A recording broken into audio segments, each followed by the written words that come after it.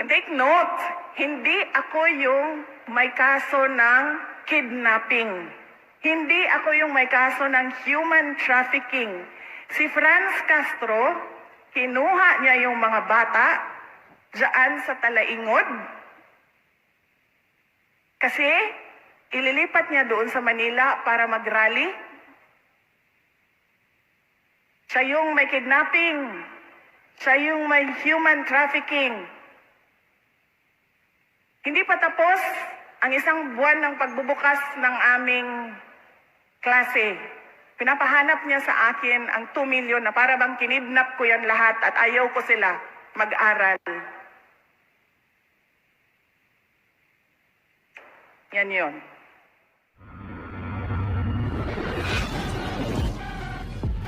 Yan. Ang ginagawa ni Franz Castro. Sige lang sila atake, sige sila atake. And then nag-aantay ako. Give me something concrete that I did something wrong. And then there's nothing. Wala. Pero, tuloy-tuloy pa rin yung atake nila in the hopes that yung lie, the lie that they are peddling, that I did something wrong, would take stock sa utak ng mga tao. Yan yung ginagawa nila. Kaya, naglabas na kami ng statement ngayon Nagpasalamat na kami kay Congressman Estela Kimbo, nagpasalamat na kami kay ES, nagpasalamat na kami kay Secretary Gibo, nagpasalamat na kami sa mga nagsasalita. Pero sinasabihan namin sila privately, huwag na kayo magsalita because there is no defending an attack that is meant to run paulit-ulit para in the end yung hindi totoo maging totoo sa utak ng mga tao. Inaantay ko hanggang ngayon. Araw-araw tinatanong ko, meron na ba silang naibigay na papel? Meron na ba silang na-file na kaso? Meron na ba anything to really show na merong ginawang mali ang Office of the Vice President? Wala. Pero tuloy-tuloy pa rin sila.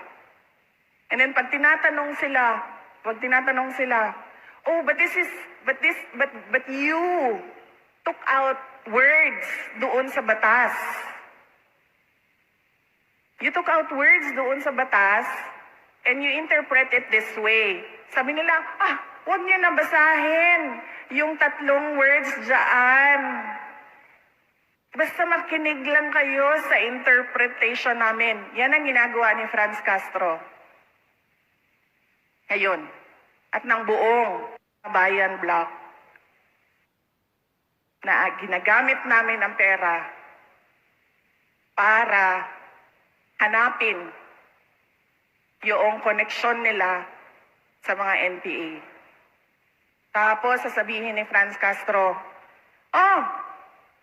tingnan nyo, kulang ng 2 million ang enrollment ng DepEd. Tanungin nyo si Inday Sara na saan ang 2 million na learners ng Department of Education. Kasi hanggang ngayon, kulang ang enrollment nila. Ikumpara natin sa number last year.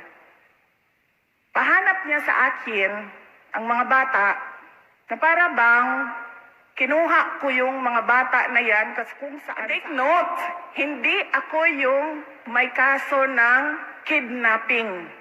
Hindi ako yung may kaso ng human trafficking. Si Franz Castro, kinuha niya yung mga bata diyan sa Talaingod kasi ililipat niya doon sa Manila para mag-rally. Siya yung may kidnapping. Siya yung may human trafficking. Hindi pa tapos ang isang buwan ng pagbubukas ng aming klase. Pinapahanap niya sa akin ang 2 million na para bang kinidnap ko yan lahat at ayaw ko sila mag-aral. Yan yun.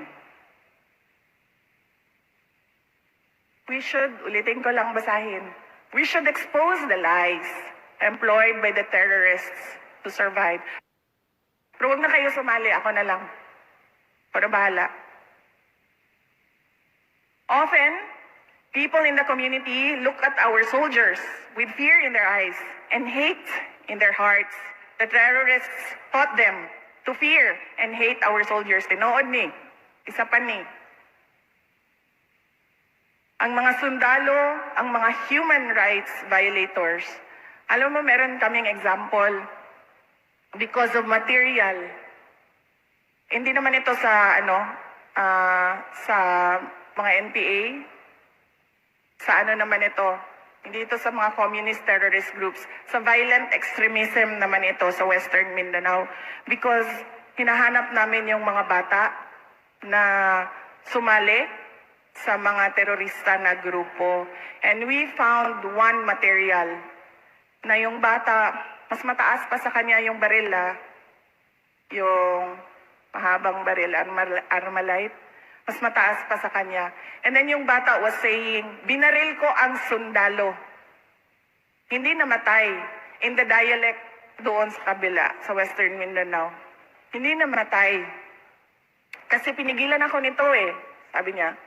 Pinigilan ako ni ganyan, pinangalanan niya. Tapos yung matanda, the adult in the conversation said, Bakit? Bakit hindi mo pinatay ang sundalo? Eh di sana naiganti mo ang pagkamatay ng lolo mo.